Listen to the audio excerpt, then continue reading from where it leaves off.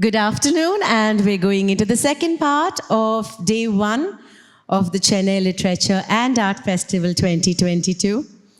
It's wonderful to have you all here, and we are going to begin session 4.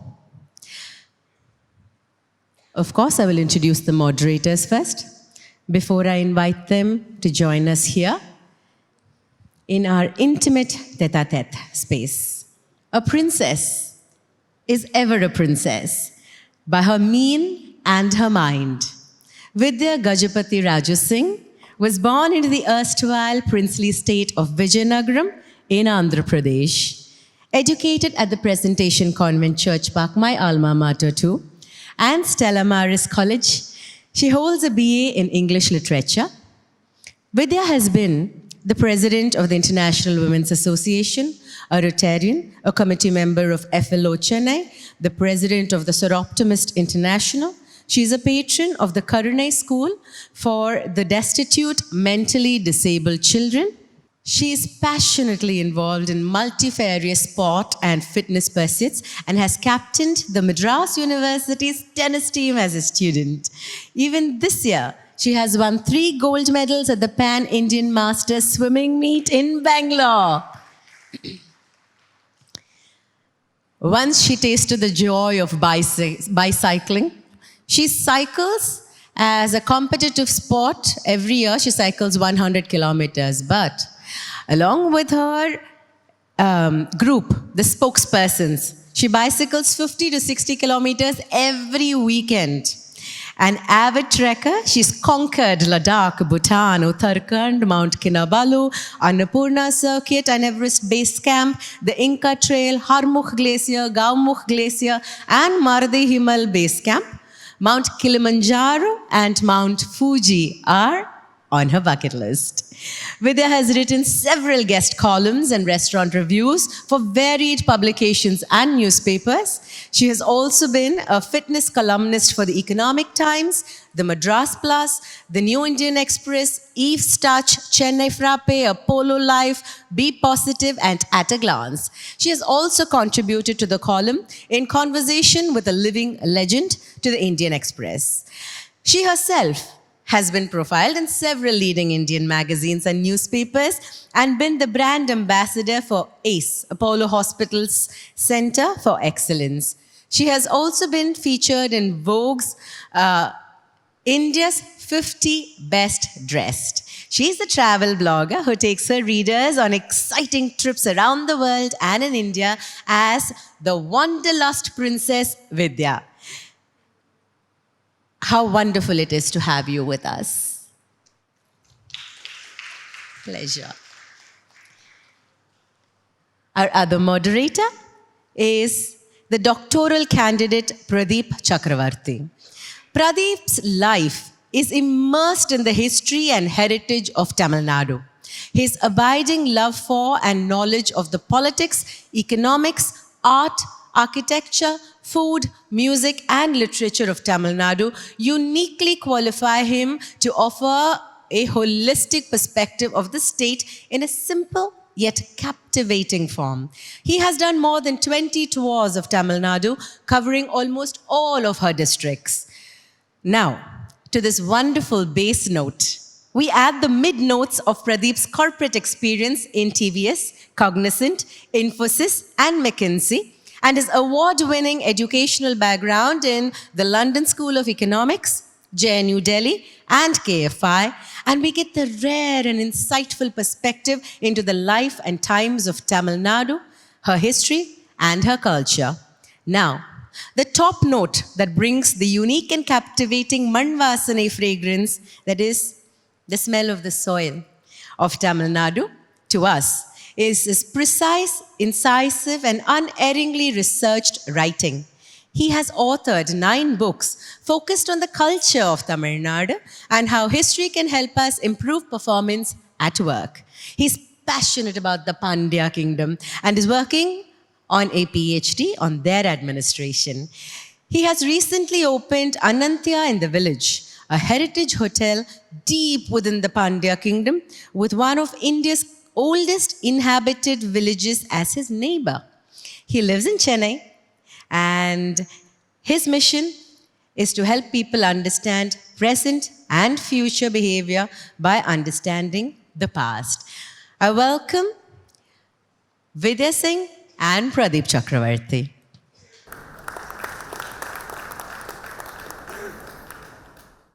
Now, we have a princess here, and we have somebody who loves everything Tamil and her history and her culture, and the kings, the Pandyan kings and their kingdom. So obviously, we are talking royalty.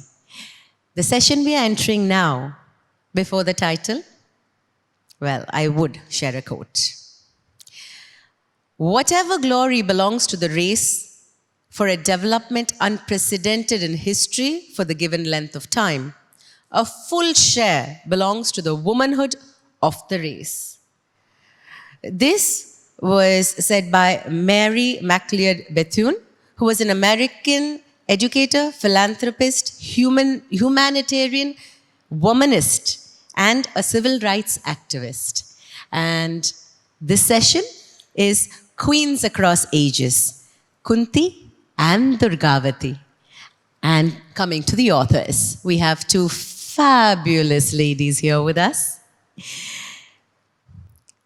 The first, in alphabetical order according to surname, Koral Das Gupta, who has published an eclectic range of books, from academic nonfiction to relationship dramas that explore the inherent nature of complex minds, leading to relatable conflicts, yet unpredictable climaxes. Other than in India, Koral's books are shelved in the libraries of the University of Harvard, Columbia University, University of Pennsylvania, University of Chicago, University of Wales, Duke University, University of North Carolina, and Texas A&M University, among others. Her books are discussed from the context of gender studies, art, myth, and eco-critical literature. Her book Summer Holidays has been optioned for screen adaptation. The site tellmeyourstory.biz, founded by Koral, leverages literature to design and execute extensive learning programs which inspire social engagement and behavioral change for inclusion and diversity. She conducts writing programs and critical thinking workshops for educational and corporate laws. Recognized in the list of Innovator 25 Asia Pacific 2019, which is prepared by the Holmes Report, a New York-based PR agency, she has also been listed under the Women of Wonder series in Outlook Business. She is currently working on the 5-book Sati series, a retelling of the stories of the Panchakanyas, Akalya, Tara, Sita, Draupadi, Mandotri, Panchakanyam, Vahamyaham, as some of the more traditional of us say before we have an oil bath, the Panchakanyas. And today, on the table, is her work from that, Kunti. Before I ask Koral to join us here, I will also introduce Nandini Sen Gupta, our other author on the floor with us. She is a Pondicherry-based journalist and the author of historical fiction and narrative history. After a chance visit to Ajanta and Ellora caves, she became fascinated with India's past in general and ancient and early medieval India in particular, who would not be, but to be moved by it to such an extent that for the next 10 years, she read history for fun. And when she began to write, it was history she turned to for material. Her books include the best-selling The Blue Horse and Other Amazing Animals from Indian History, The King Within, The Poisoned Heart, The Ocean's Own, books 1, 2, and 3 of the Gupta Empire trilogy, The Story of Kalidas, the gem among poets, and on discussion today, Rani Durgavati, The Forgotten Life of a Warrior Queen, her first narrative non-fiction biography. Let's put our hands together for our two lovely, lovely authors, Koral and Nandini. Let's have you here, please. Thank you very much for that very appropriate and glowing introduction.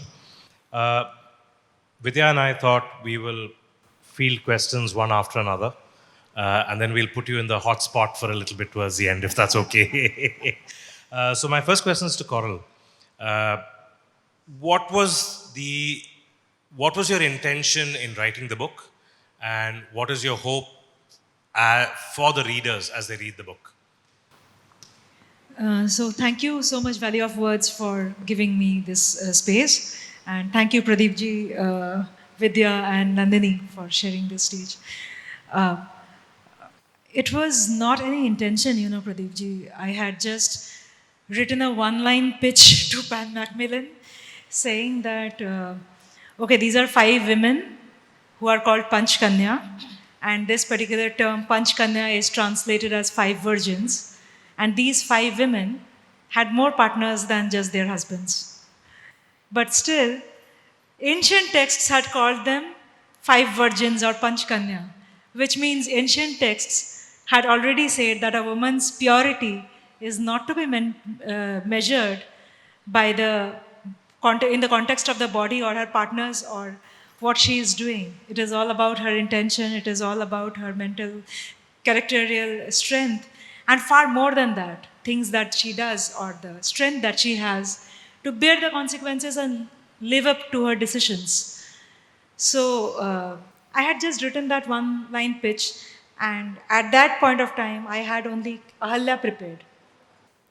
Rest of the books, I didn't know how they would be and what I would write, because when I sit on the table, that is when manuscript flows. Otherwise, so I had just said that, and then they said that, okay, give us a brief about, if you're saying 5 we will write, kuch brief to chahiye. I said, I don't know. Only when I can write, then I can tell you. But it was really nice of them that just on the basis of Ahalya and the basis of the pitch that I had made, it got accepted. So, Wonderful. Thank you very much. Thank you. I think we'd like to ask Nandini something very similar. What was it about the story of Durgavati? Where did you hear about it? How did it resonate within you to actually bring out a story? I read the book, I have to admit, I was so completely absorbed, and her life kind of overtook my mind for a few days, because at every stage I was traumatized by things that she did, what she had to deal with and all that. So please tell us something about how this began. Thank you so much, Vidya. I'm so happy that her story is finding an audience, albeit 450, 60 years too late. But it's finally finding people who will listen to her, put her in the center of her story. So I would like to say that I didn't find Rani Durgavati, she found me. I came across her story while researching another book, The Blue Horse and Other Amazing Animals from Indian History, where I featured her elephant, Sarman. And Sarman was like a son to her. Her relationship with Sarman was very, very special. So that's how I came across her story. And when I started researching her, I was blown away by how modern this medieval queen was. I mean, she lived more than 4 centuries ago, but she seems more 21st century than anybody I know. And in the sense that every single choice she makes in terms of who she wanted to spend the rest of her life with, whether or not that decision was dictated by caste. Remember, she was a royal. She was an upper caste Rajput princess. And this is medieval India. And she took the decision to marry for love rather than for political purposes. And after she became a widow, she emphatically gave up parda. She ruled the kingdom so well that her people remember her to this day. And, you know, all through, I could see that here was a, if I may use a very modern term, here was a kick-ass woman.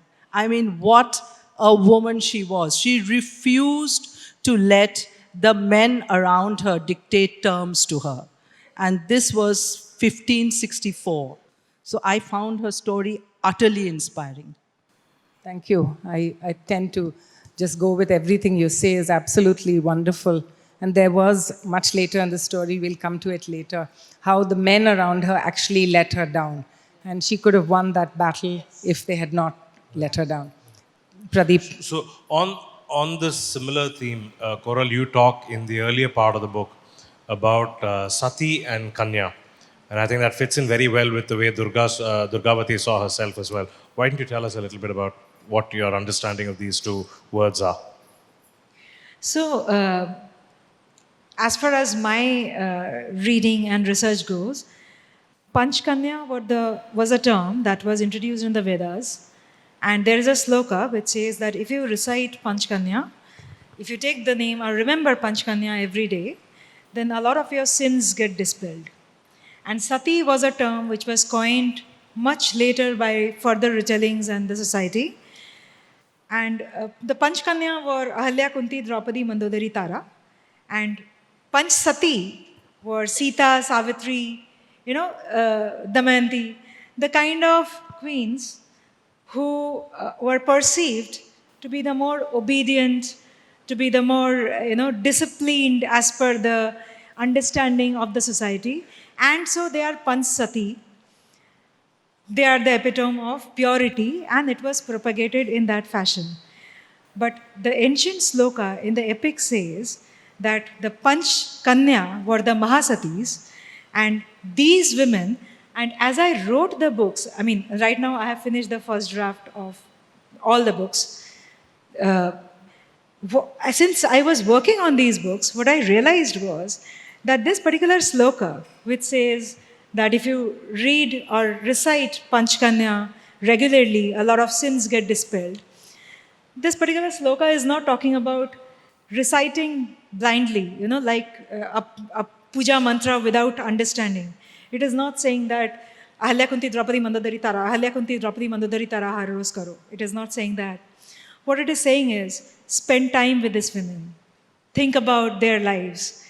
Every kind of gender politics that you may have come across or understood or had a problem with, you will find in their stories, and you will find an inspiration about how they have handled it or how they have navigated through them. And then you take your own course the way you find it correct.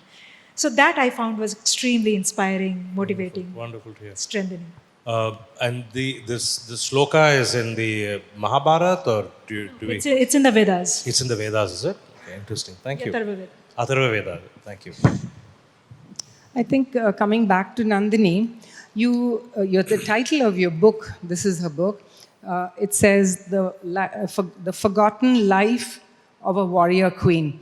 Now, why do you say it's forgotten? Because in your own research and in your book, you quote so much of literature, so much of tribal poems, songs written to her, temples built in her name, deifying her as a goddess. So why have you used that title? It's a very interesting title, The Forgotten Life of this Warrior Queen. Thank you, Vidya.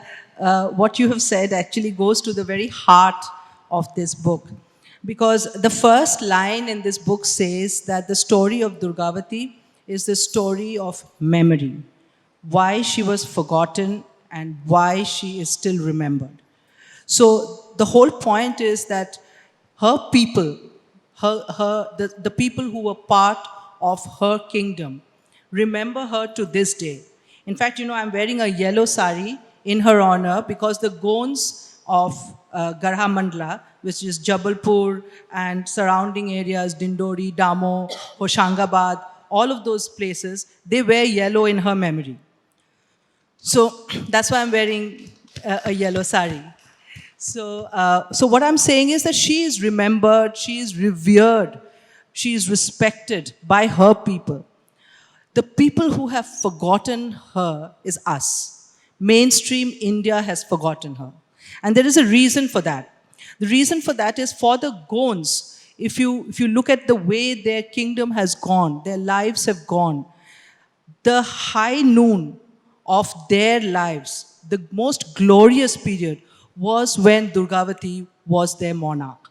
That's why I call her model monarch. For them, she is Mata. They deify her. She is like her celestial namesake.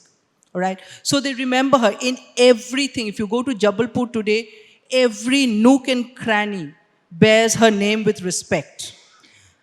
But mainstream narrative, The rest of India, we have forgotten her. And we have forgotten her. I have given several reasons why we may have forgotten her. Maybe we've forgotten her because she was a woman, because Indian history's male gaze is not unknown. We go from Ashoka the Great, Akbar the Great, all the greats are all men. We do not have a woman the great. And also because her kingdom was a tribal kingdom. It wasn't in the heart of India. Indian history also has a very definitive Delhi gaze. The rest of India does not get its say. And thirdly, because her adversary was a man whom we have made the great, which is Akbar. So if you have an adversary who is a great, then you become a footnote in the narrative, the overall narrative. So the rest of India has forgotten the story, the valor of this remarkable woman. But her people still remember her. That's absolutely wonderful, and I think your book really brings out the core and the heart of her story. Anyone who reads this, you'll be so overwhelmed by all the things she lived through. Koral, I want to get back to your idea of the Panchkanyas and how this book on Kunti fits into the whole series. We'd love to hear from you a little bit about what the story is in the book on Kunti and how it fits into the overall series, and what's your plan about the overall series? Just like Nandini said, that often the story finds the author instead of the other way around. The same thing happened here. And without planning to do so, I found that these 5 women were not the same kind of women. They were completely different women, and even their choice of profession, if I may say so. Now, when I say profession, there is obviously a paid labor thing that comes, and whatever is unpaid is not a profession. But I'm using the term profession as in the work that the person is primarily engaged in. Paid or unpaid doesn't matter. By that identity, these 5 were 5 very different women. Ahalya was more into growth and expansion. Kunti was a mother, and again very enterprising, very entrepreneurial. And let me tell you that there is nobody more ambitious than a mother. And while I was reading Kunti, I could just figure that Kunti was so ambitious that being a princess from the earth, she wanted the king of heavens to come, and she wanted to bear a child with the king of heavens. She was that level ambitious, right? And Draupadi, on the other hand, was a homemaker, and a very interesting homemaker, because we think that, today, if you ask anybody who is a homemaker that what do you do, they immediately feel very apologetic about the fact that they're not going out earning. I'm just a homemaker. Yeah. Just a homemaker. Or they will say, I used to work there after childbirth, responsibilities. They feel very apologetic about themselves. Draupadi was that homemaker whose hospitality was known far and wide. And she was so successful that warriors with swords and bows felt the need to strip her of that cloak of success in between the court of law. So her success as a homemaker was that intimidating to those people with swords and bows, right? And Mandodari, these are upcoming, but still, Mandodari I see as the woman, she was the daughter of Mayadanav, who created Indraprastha, the magical palace in Pandava kingdom. So I see Mandodari as one of the core creators and idea consultants of Lanka. Yeah. After Kuber left, what Ravan made Lanka, Mandodari had a very big contribution towards the creation of Lanka, to what it became, how it achieved, whatever it achieved. So she was one of the chief architects of Lanka. And Tara is, I think, one of the most interesting things that I'll write, because Tara was the monkey queen, the wife of Bali who later married Sugriv. And the way I see that story is, one husband of Tara was the son of the wild. He wanted to stick to that to the magic of the wild. And the other husband of Tara was waiting to be tamed. And Tara was the transition in that phase of evolution. Lovely. And in both the case of Mandodari and Tara, the way Valmiki paints their wise counsel, the way he describes them, and the way he actually definitely looks at them as very scholarly women. I'm really hoping that that flavor will come through in your book as well. And I got to say, overall, I think today it's become a fashion for men and women writers, unfortunately, who don't know Sanskrit to read the original, to paint these Kanyas and Satis as very weepy women. And I don't think that's what they were. I mean, they were human beings like us. They had many layers to them, and some of that layers were also courage and resilience. And I'm glad you've been able to bring that through in the Kunti book, and would love to see more of that as we progress with the rest of the series. It'd be lovely. I think back to Nandini now, and use the period of that our stories. I mean, her life, Durgavati's life, is set in is what we call medieval India, which is 450 years ago, mid 16th century. This was a period which is, as you yourself call, blood-soaked India. There were wars up and down the country, and this is a time when she was a very young woman in her very early 20s when her husband died. And she refused to do sati, and she threw off the parda and went out there to rule for her son. And and Akbar was her main, the person who had his eyes, because her being a good ruler, she had a very flourishing, wealthy kingdom. And everyone's eyes were on her. So it is extraordinary how she was able to survive and live through this for all those years that she ruled. It was a short rule, but successful enough to be remembered through time. Please tell us. Absolutely, your Vidya. thoughts. Actually, the thing that Pradeep ji, you were just talking about, this whole concept of the ideal of femininity being someone who is intrinsically only sacrificial, only very soft, very emotional. That template doesn't fit Durgavati at all. I mean, if you go to Jabalpur right now, there are her murtis, there is a samadhi sthal. At every point, you will find her wearing chain mail, sometimes carrying a sword, and always battle ready. So she is not a coy symbol of femininity at all. And there is a reason for that, because like you said, that period was a very, very turbulent period. And there was Mughal expansion happening. There was also regional expansion happening. And she faced off as many as more than 50 skirmishes in her 15-year rule. So imagine the number of times that she would have had to face off aggression, border skirmishes, and so on. And apart from the last battle in which she lost her life, she won every single one of them. So, there is not one battle that she lost. And this was all, she was a strategist. She was a military strategist. And even the last battle she would have won if her generals had listened to her.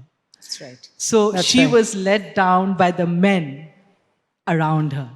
Because I think they did not have her courage to go into battle. Aslam, was it Aslam that... Asaf Khan. Asaf Khan, who had been sent by Akbar to battle to take her over. And I think the generals did not trust her judgment. Generals were like, the thing with medieval warfare is that they would stick to a template. One part of the template was that the monarch would be clearly visible to the soldiers who were fighting. So that if the monarch took an arrow shot or died, the rest of the men would simply desert the field. They would try and protect their lives. So that's why the monarch would be always elevated on an elephant. The second part of it is, if they could help it, they would not fight at night. There are, of course, exceptions to the rule. Shivaji is such a great military strategist because he broke that rule. But if they could help it, people didn't want to fight at night. Durgavati wanted to fight at night. Her generals did not. She wanted to protect The pass. the passage with before he could bring his cannons in, and they let her down. Otherwise, she would have been ready for that battle, and she would have routed him. She would have won the day. She won would the have day, won the the day. first day, first round. The second day also, she would have won it if they listened to her.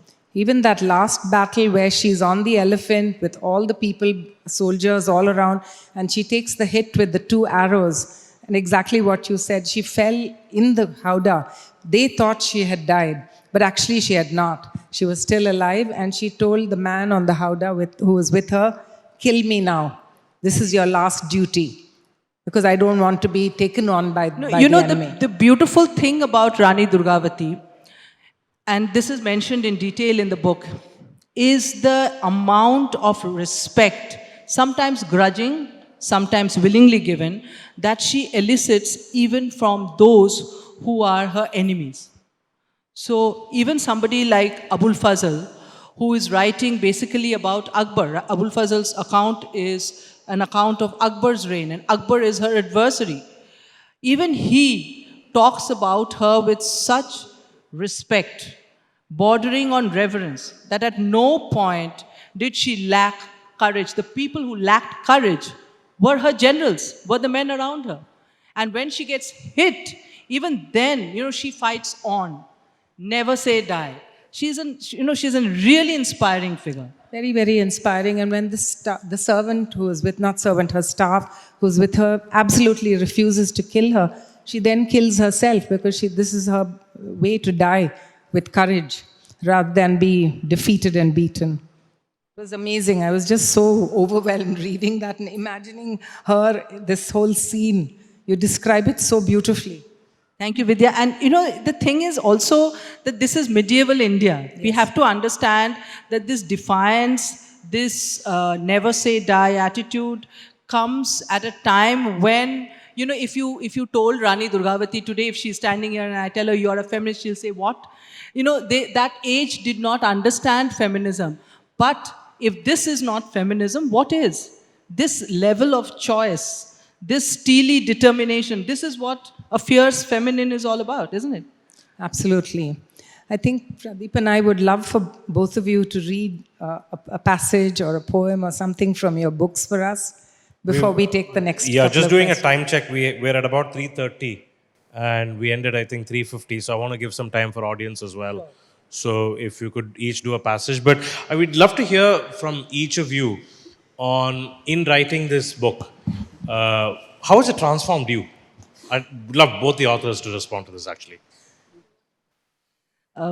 I think that Rani Durgavati has been an inspiration for me as a woman, and also as a parent, and most importantly as a human being, because she embodies, what we call dharma, which is spirituality, but more than that, it is the ideal way of living. So when she dies in the end, she says, dharma first, that my righteousness, my honor comes before everything else. This to me is really the ideal motto by which one should live. So I can't but be inspired by her. Thank you. That's lovely. I think, Pradeep ji, for me, a lot of definitions have changed.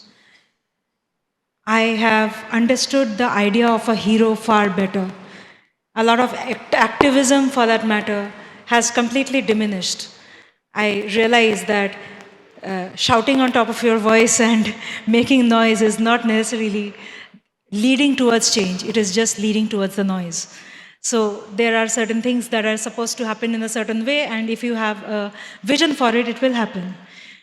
But one of the most important things that I really enjoyed learning is understanding men, because women's stories are not just women's stories. They are far more inclusive in nature. So women's stories are men's stories also. And I have looked into men with a completely different understanding and learned to appreciate the right qualities in men, and quite different from what we have grown up, We have grown up appreciating the macho, manly, Salman Khans. And now I feel that Abhishek Bachchan is far better. I mean, why didn't I learn to? I should have done that more. I mean, when I look at Mahabharata, I see Pandu and his children, Pandav, were born under the same circumstances. Pandu was, we have always heard that Pandu was the pale king, not a king who was he was unqualified, or who was not brave, or who was not a warrior. He was a great warrior, but pale.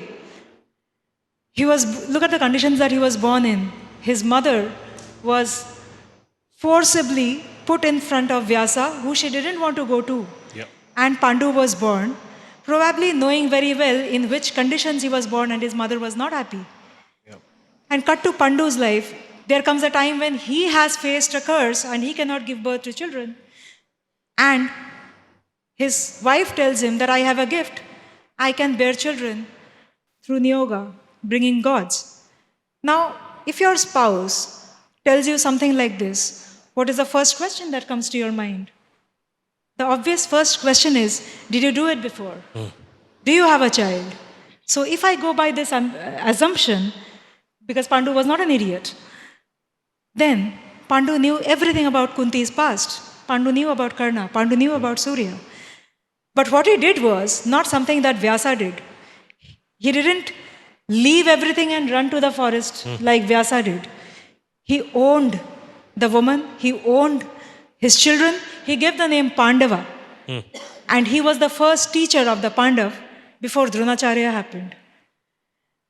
So, our epics are telling us a happy mother gives happy children. Yep. Now we are talking about that in our feminism debates. Our ancient epics have told us this. Wonderfully said. So, what we've heard so far is two women who have found heroines come to them. I think in your case it was Kunti, and in your case Durgavati. We heard a little bit about how you crafted their stories. And I think as you crafted the stories and you created the stories, you changed as people as well. I think you saw that toughness, that resilience. In your case, it was with the men, I guess, and in your case, it was not with the men. But I think that's where the flavor of life is, right? You see different flavors in all of these, and nobody is a paper tiger, and it's not just one personality. And we saw the layers of that coming through in both of your lives, and I think in your case, we saw a lot of that. She's forgotten in the mainstream history, but she's still remembered in her region.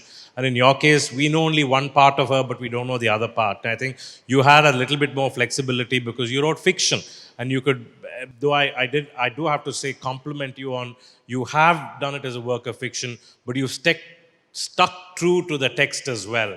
And I'm glad both of you have looked at the different layers of their lives and not just each of them as paper tigers. So we have about 10-15 minutes, not more. So Vidya and I thought we would love to have each of you read a short passage.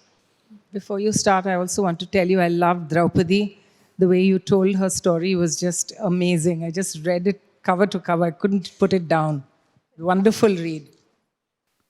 A lot of people actually tell me that this is a very activist narrative, so feminist. Now, the book is written in first person's narrative, which is where you allow the person to, you hear women talk about certain things and not talk about certain things, right? Because they will have to choose their battles. So, since it is written in the first person's narrative, the book shows how the women are thinking. There is a response to everything. Maybe they are speaking, maybe they're not. So a thinking woman is a feminist. If a woman thinks, feminist. Also, I love the way the treatment of these stories is so entirely different from both of you. Yours is, like Pradeep says, fiction, but entirely the story as it was.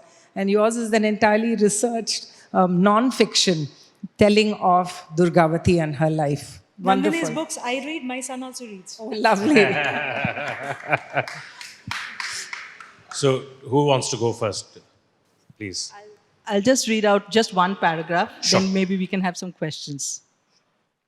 This is right at the end of the book. So we are talking about the condition of the tribal Gonds in the region that once used to be Garha Mandla, which was Durgavati's kingdom. This persistent penury And the hopelessness that came with it meant that for the Gonds, deliverance lay in remembering their glory days. The more miserable their present, the more they held on to stories of gold and silver, valor and honor from their past. This was particularly true in the late 19th and early 20th centuries, when British regulations deprived the Gonds of their traditional way of life, and famines became more and more common. The Gonds remembered what was, and how quickly that golden age dissolved into destitution and sang about it. The first Gond Rajas made fort of gold. They drank with their right hands. With their left hands, they pulled down the forts. Next morning, they found their kingdoms were forgotten. This song, like many others, is a nod to the inexorable march of time, which can reduce the great and good to oblivion, unless they live on in song and story, memory and myth. That's why, for the people of Gondwana, it is important to remember the Rani, because that's the only way the brave queen who took her own life in a rain-washed battle many centuries ago can live on, as she has for nearly 500 years. As long as her songs and stories reverberate through the length and breadth of her land, for her people, Virangana Gondrani Durgavati will always remain Gondwana's Amar Jyoti, fierce feminine, model monarch, goddess.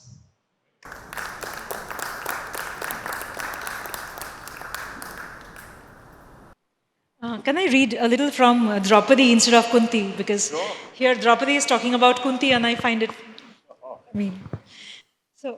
This is starting with a small dialogue between Draupadi and Krishna, after which Draupadi is moving into her narrative. Krishna, was she always such a grumpy, dispassionate woman? No, Krishna. Life makes her seem so. She has been truly fond of only two women.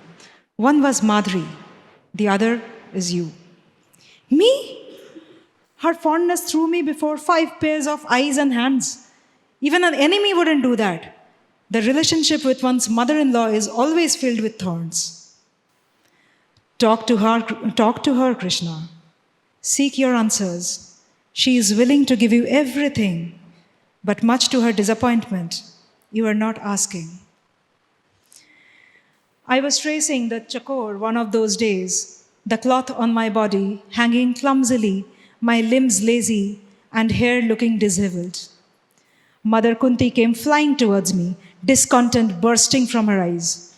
She held my hand roughly, pulling me towards a secluded corner of the forest. How much she hated indiscipline. As I watched, awestruck, she climbed up a tree swiftly, pulled out a little pot from a hole in the trunk, and jumped down to land perfectly on the ground. I rushed to help her, thinking she might need a foot massage. Pushing me away with a grimace, she turned me around and tapped my shoulder, prompting me to sit.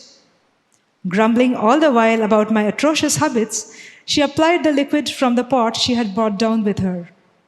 It poured on the crown of my head and trickled down. Kunti deftly arrested its freedom, forcing the liquid through the strands the way she wanted. My defiant hair was tamed between her fingers. She tied it up into a tight braid, leaving not one strand out of place. I almost chuckled as she continued to complain. She caught me doing that. How difficult was it, mother, to parent and protect 5 boys all by yourself? I didn't ask this. I wasn't even thinking about it. Krishna played these pranks, unexpectedly assuming my voice and preponing a conversation before I was ready. I didn't call him a conspirator just because I loved the word. Tightened jaws relaxed. It was eventful. We are blazed with deep scars that gallant warriors flaunt like trophies, she said. They left thrilling memories and armed us with a never-resting reflex. Mother Kunti spoke without regrets, sitting by my side. Beautiful, beautiful. Wonderful. So I think Vidya, we can open it for questions. I think, Yeah. and would you like to hear them read anything else, or shall we just have some questions from the audience? Anyone would like to ask anything? Now, I was going to sink into the ground as a man because I heard such powerful women speaking. And thankfully, my late wife taught me to be a feminist. And I think, Carol, you saved me from that fate because you said that as a feminist, I recognize the qualities that, good qualities of a man. And I want to tell you, men feel the same way. I think at least I do. And I think if you recognize the good qualities of each other, then I think gender is not nothing. If you're just one. So thank you for that. But as a man, I can say it. She was just saying that we're all blessed with a lot of great men in our lives. So.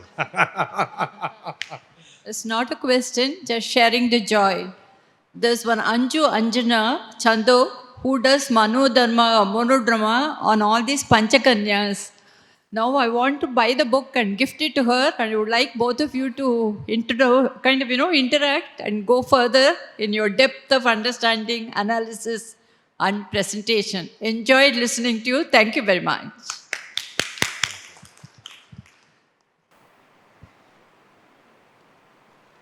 So interestingly, in the theatre tradition of Tamil Nadu, we're very fond of Draupadi, and she's seen as Panchali as an independent goddess in her own right.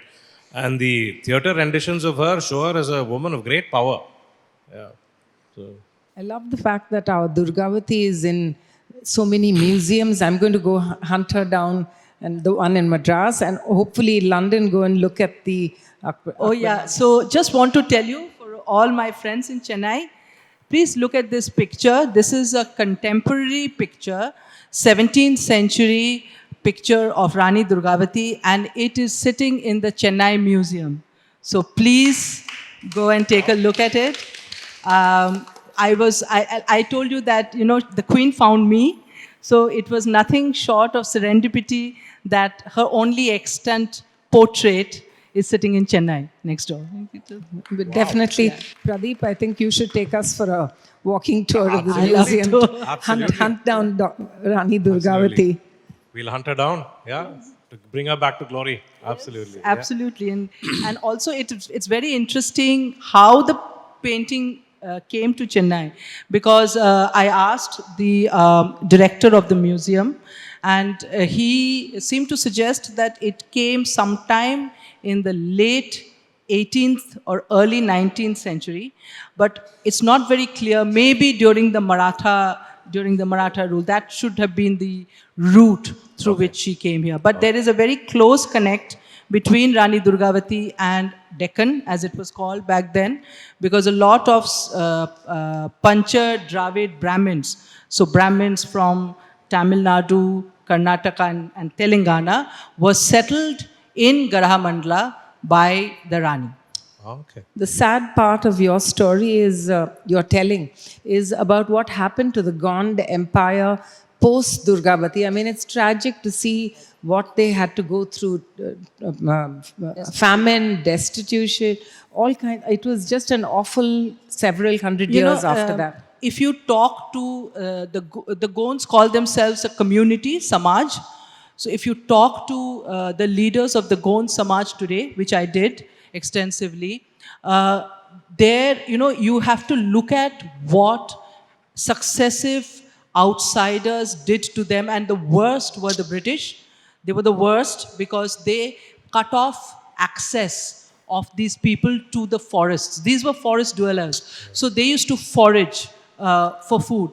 And the British reservation policy cut off the best forest lands and reduced the Gonds to absolute destitution. So the book, for instance, talks about how the Gonds remember that destitution through their song. And to this day, there are two Balidan Divases. Balidan is sacrifice. Two Balidan Divases that are celebrated in Jabalpur and surrounding area.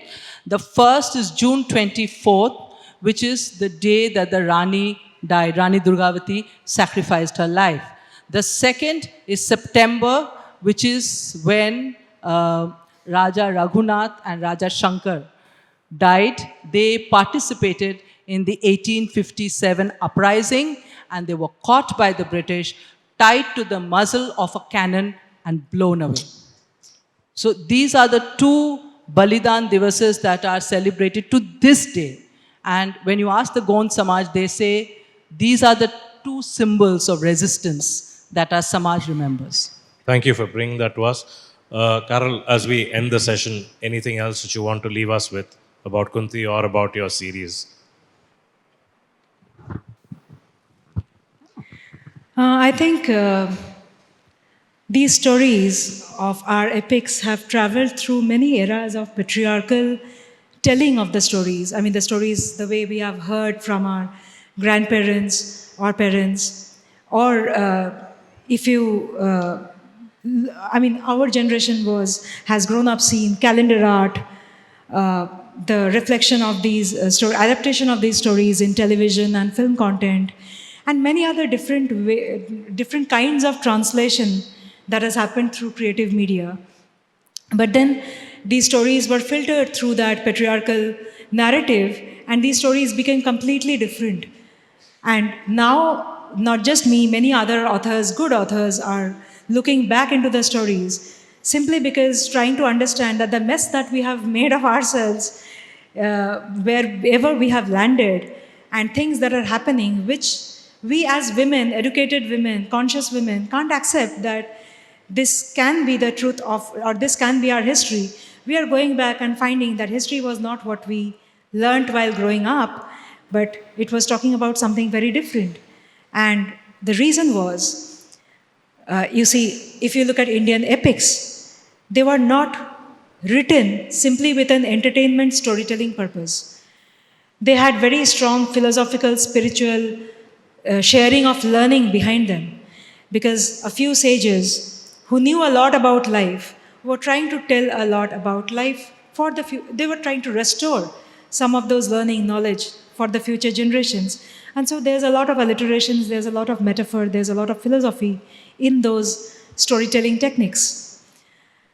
They were not thinking that tomorrow a man will read or a woman will read, a Hindu will read or a Muslim will read, a Brahmin will read or a Dalit will read. They were just telling the stories from a very holistic perspective for learning sharing.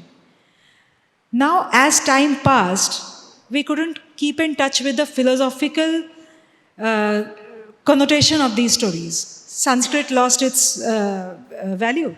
Other languages came up. And the philosophy was also stripped.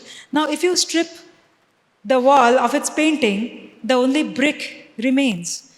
And that is how the stories looked back at us, with a very patriarchal, regressive nature.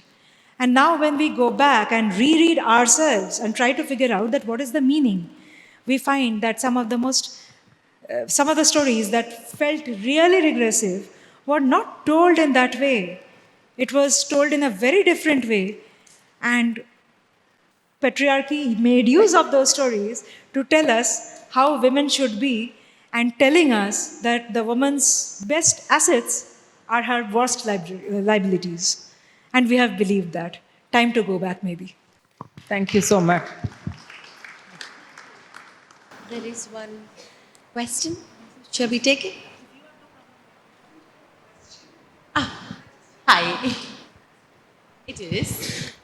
I don't have a question, but I just have a comment to make. As you were talking about the epic women of India, I thought it probably had, there's too much of an echo? Yeah. I thought it probably had its root in the Ardhanari concept. Because I draw, when you're talking about feminism and of gender, I was talking about, if I can draw a parallel to Shakespeare's Macbeth. Lady Macbeth says, when the great heinous act has to be committed, she says to Macbeth, you have the milk of human kindness flowing in your veins. And then she says, unsex me here. So she's speaking about the gender again. So whereas, as a total contrast, we see the Indian women did not have to unsex themselves to put on the bravery. So I'm asking myself this question, is it because of the Ardhanari concept that we truly believe in? I'd like to just say that before she says unsex me here, she says come dark night. So it's also a question of, I think, it's a question of this looking at the world as a dark night, bright sunshine, white and black.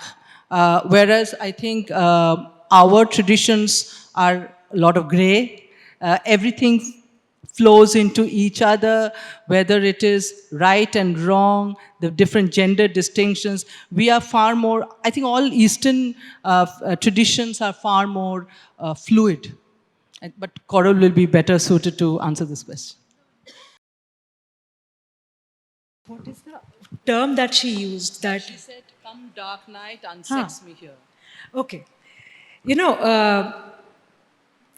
when I look at the Indian epics, I see that gender has not been used as in the sexual connotation only. It has been used as two different, exclusive, and very, very strong forces. So there's a masculine force and there's a feminine force. It doesn't mean that masculine force is absent in a woman, just like it doesn't mean that the feminine force is absent in a woman. Also, the problems that they have shown, women battling, it is not that such problems will appear only in the lives of women in general. And some of you might find this offensive, but let me give this example that we know that Draupadi was, that she had an episode, right? And when I read Mahabharata, I see Draupadi was so successful in her role that people felt that they need to pull that cloak of success out of her body and strip her in the court of law and make her feel that she is nothing, right? Isn't the same thing happening today with Shah Rukh Khan? So many Dushasans trying to strip him off the cloak of success and telling him that you are nothing. But then what is protecting him? His antaratma. Whatever he has done all his life, whatever he has achieved all his life, that is his antaratma, and antaratma is Krishna. Right? There are a million of such examples in the Ramayana and the Mahabharata, which totally dismantles the gender thing and completely constructs the male force and the feminine force coming together to achieve something. Let me give you an opposite example of what we as a society have done. There is that part where Arjun comes back with the curse of Urvashi as Brihandala. Arjun is the hero of Mahabharata, the greatest warrior, refuses to please the beautiful Urvashi, and Urvashi gets angry and curses him that become a eunuch. He comes back as Brihandala. Now, the connotation of this is that certain pains of Draupadi and Arjun, they were paired such that there will never be anything hidden from each other. Right? So when Arjun got married, and this was something that is there in the book, that Draupadi is saying that I got this as a blessing, but am I prepared for this blessing?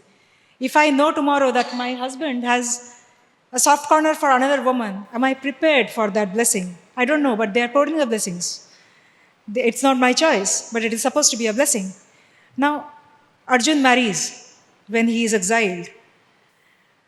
Draupadi doesn't get to see any other wife. He only gets to see Subhadra. Probably it means that Arjun actually had a soft corner for Subhadra. Others were more like political marriages, where he gets married, spends one night, goes. Subhadra was the one he carried back, and Draupadi got to see only Subhadra. None of the others. Arjun didn't have his heart. Similarly, after everything happens with Draupadi, whatever had to happen. When Arjun actually turned Brihandala, that is when he actually got a taste or a feel of Draupadi's pains, which he couldn't as a man. As a eunuch, he could. But look at how we as a society have transformed this sentence. Till date, whenever there is a strong woman and a man cannot handle that woman, that man is ridiculed saying to Admi hai ki hijra. Comes from here. A complete miscommunication of a beautiful story. I hope that answers your question. Thank you. Learned a lot, and I would encourage all of you to read these 2 books and read your other books as well. I'm waiting to get into all of them. And buy the books as well. Buy the books too. And but I think they're just wonderful stories. These need to be told. Stories like this need to be told. People need to understand your group of women and the ones you have chosen. It's just amazing stories. Thank you. Thank you so much. Such wonderful moderators, such wonderful authors, such wonderful books, such wonderful women, and slowly such wonderful men too. And a woman, even though she's pulled down by a twist of fate, will still wear the sun as her crown and shine and take her world forward. It's not only the ladies in your books, but also the both of you and what you've carried here that shines through with such passion. Thank you so very much. A little token of our love and appreciation for being here, giving us your time. Please read us. That's what's coming to you.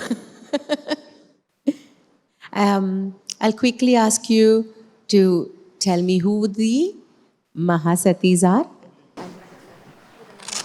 Satis are? The 5? The Panchkanyas? I will just read out the names from here because, otherwise it will be... I must thank you today for, Panchkanya, for the Panchkanyas. It's Ahalya. Ahalya, Kunti and Draupadi are already published. Mandodari and Tara in the next 2 years. And these are the Panch Mahasatis.